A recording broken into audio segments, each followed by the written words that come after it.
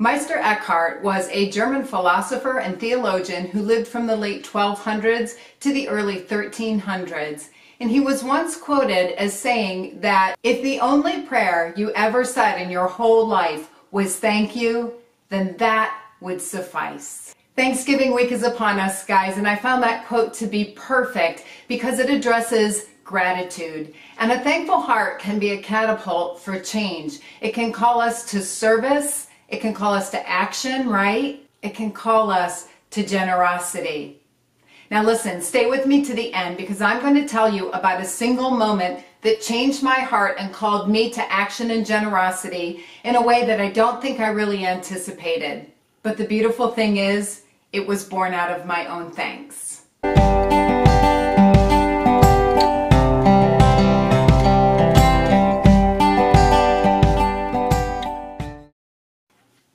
Hey guys, this is Toni and welcome to Action for Aging, where we're tackling life's most underestimated season with intentional action and a big dose of self-love. If it's your first time here and you're searching for a channel dedicated to this season of life, then welcome, this is your community. So are your plans underway for the week? This year I've added something new to our menu. We always do the traditional turkey, mashed potatoes, sweet potatoes, Asian green beans, corn.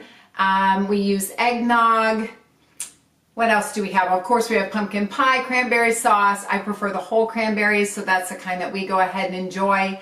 And this year, instead of just pumpkin pie, we're adding something wonderful, persimmon pie. I'm so excited about it. We've been kind of perfecting the recipe. In fact, I'm going to make some tonight along with the pumpkin pies. And so the dinner plans are underway. I thought I might tell you a little bit about how we celebrate our Thanksgiving. We've traditionally been at home just celebrating with myself and my husband and our children. In the past, we've had family members present or we've traveled. What we have always done when we've been at home is to go ahead and invite somebody who may not have a Thanksgiving meal to have with their family or their friends. My husband will often ask somebody from work to join us. Or he'll go ahead and prepare a plate and take that back to work for somebody who is not celebrating and maybe having to work that day. So that's one thing that we do. I remember one Thanksgiving I was living in San Francisco. I was very young, early 20s, living on my own. I worked in the airline industry at the time, so I worked a late shift. And then I jumped on a flight that left out of San Francisco at about 11:50 at night. And a coworker of mine was also traveling with me. We had so much fun on the plane. I can't even tell you. We laughed the whole way home. He changed planes in Cleveland, which was where I was going to deplane, and we had delays going on in Cleveland. And so I did offer for him to come and travel home with me and spend that time with my family. And I waited a little bit with him to see what would happen with his flight, but he was on his way. So that is something that we do, is that we reach out to other people and we make a place available at the table. I hope that encourages you to think about how you spend your Thanksgivings as well. Thanksgiving. Giving thanks, right? Just as the quote that I shared with you suggested, that we should give thanks every single day, give thanks. I shared recently a favorite book of mine, 1000 Gifts by Ann Voskamp. It is all about giving thanks. That's one way to play on those words, right? To spend Thanksgiving counting our blessings, being grateful. It's just, to me, it's just the most wonderful holiday. But let's take the order of the words for a moment and see how that spins the meaning differently. First we give thanks, and then we give. It's thanks and then giving. I mentioned recently that I support a ministry in Appalachia, and I asked if anybody would be interested in hearing a little bit more about that. And a few people did say yes, that they would like me to share more, and I think that this could not be a more appropriate time. First, let me tell you my own background. My husband and I, our families are both from Appalachia. My family is from the Appalachian foothills in Pennsylvania, and my husband's family is from West Virginia in the heart of Appalachia. If you know anything about the region or the people, you know that it is really a magical place. We always hear so much about the poverty and some of the issues with lack of jobs and education. And while those things may be true, that does not negate the fact that the people can be absolutely wonderful. And there's so much history and tradition there, and it's just a beautiful thing to experience and to be a part of. I'm grateful that that is my heritage and my husband's as well. Well, it's been on my heart for a long time that I would support a ministry from Appalachia. When I was younger, I thought our family would be able to travel and go and do ministry work, even if we just gave up a vacation and went for a week or anything like that. We never really got the chance to do that. But a few years ago, and again, my heart just being drawn to the region and wanting to be connected with it, I found a ministry. I found it online, and I thought it sounded like a perfect match. I wanted to be sure. I decided that it would be a good idea for my family and I to drive to this ministry. So we did that. I loaded everybody up in the car, and we made a between 5 and 6 hour trip down to rural Kentucky.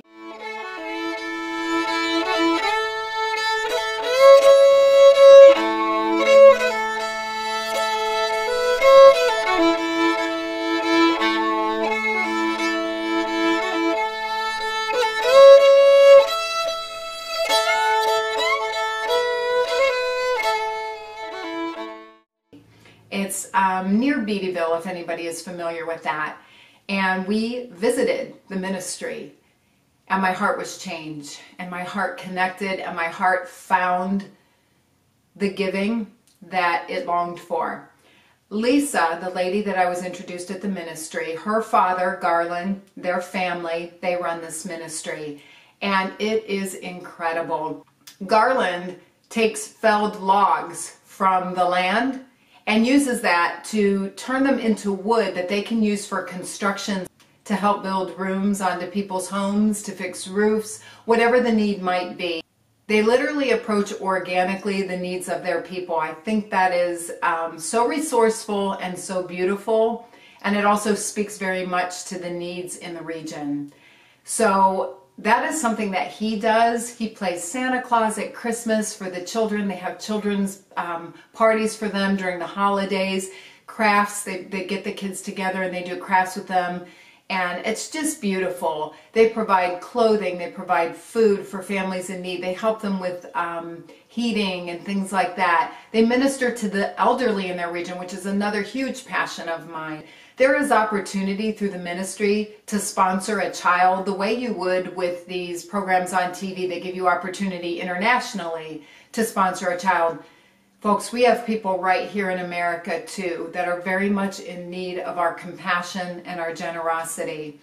And it's $20 a month. They actually give you the opportunity to split sponsorship with someone. So if you can bring $10 a month to the table, you can help to sponsor a child. I've done that. We sponsor a boy named Tyler. I chose a boy that was a little bit older. I wanted him close in age to my youngest son, who's 10 now. And so they did match me up with him, and it's really neat. I get a letter from his mother. I get letters from Tyler. We're able to send gifts to him if we choose to do that. Practical things, things that he would actually need. And so we go ahead and do that from time to time. And then we support the ministry in general. My husband and I choose to financially support them with a monthly contribution. The amount is determined by us, and it just goes to the best use.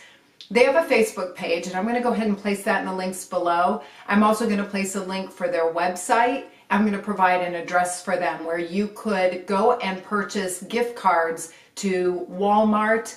I believe Dollar Tree is another one that they could use, and I'll check that out and make that clear for you in the comments below. They have a PayPal link, and that's another way that you can give. What I want you to consider is that this doesn't really cost you anything more than a stamp and a mailbox. Because let's face it, we all pass gift cards to Walmart every day. You see them at Walmart. You see them at the grocery store, right? I think they might even be in gas stores or gas stations, if I'm not mistaken. So there's no effort in picking one up. Any denomination at all will go to good use. I've seen it with my own eyes, guys.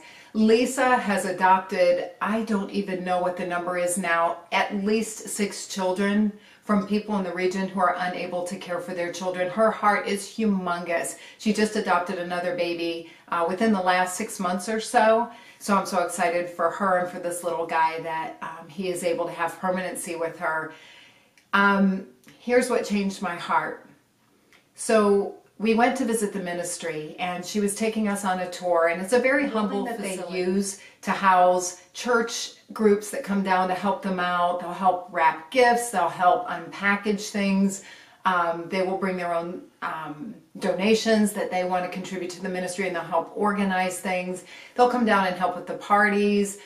They do like a vacation Bible school in the summer. Some people come down and help with that. College kids come in and they'll plan little princess parties for the girls in the region. It's wonderful. So she was taking me on a tour of the facility and just showing me these things. And we came to an area where there was a wall of plastic storage tubs, you know, the kind that you would put your winter clothes in.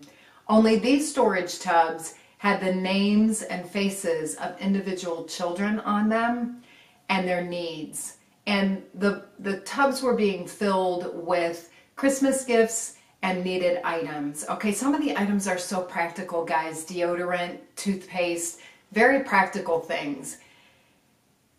And it was heart-wrenching for me to see that. To know that a child has their life confined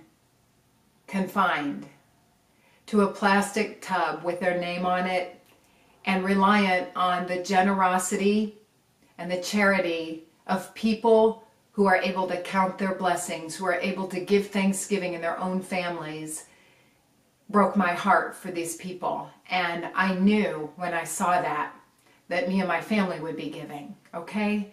So this is an opportunity that I want to place before you and give you to consider. Are our own children right here in America worthy of our compassion? Does the reason that they don't have enough food to eat or enough heat in their home really matter in terms of our hearts?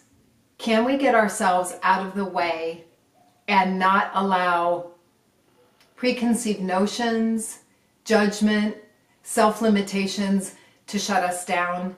Can we remove that and just give generously? We give thanks first during this season where we spend time with our families at the holiday and we afford our wonderful meals that we share around the table. Can we take that thanks and transfer it to the giving? I would ask you to consider that action. I think we in the mature community, more than anybody, have the ability to set judgment aside and to just give.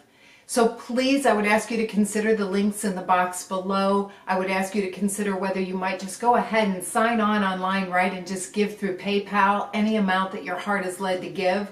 If you're at the store and you happen to notice a Walmart card, maybe that was placed on your heart to take notice and to grab one of those and grab a stamp and an envelope. Look at that address below here and just go ahead and send that off to the ministry. You will not regret unselfishness. You will not regret allowing your cup to run over during this season.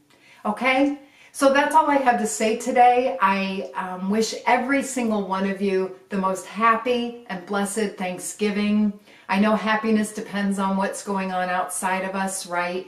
And so that's not always possible, but joy depends on the one who lives within us. And so I wish every single one of you the most joyful of Thanksgivings. If it's your first time here, go ahead and hit that subscribe button below. You'll see a bell icon next to it. If you ring that bell, it's just going to make sure that you don't miss any of my future content as it is released. I do release new videos every Sunday night, sometime after 8 p.m., usually late at night. I'm doing my best to bring bonus videos to you throughout the week, so please be on the watch for those as well.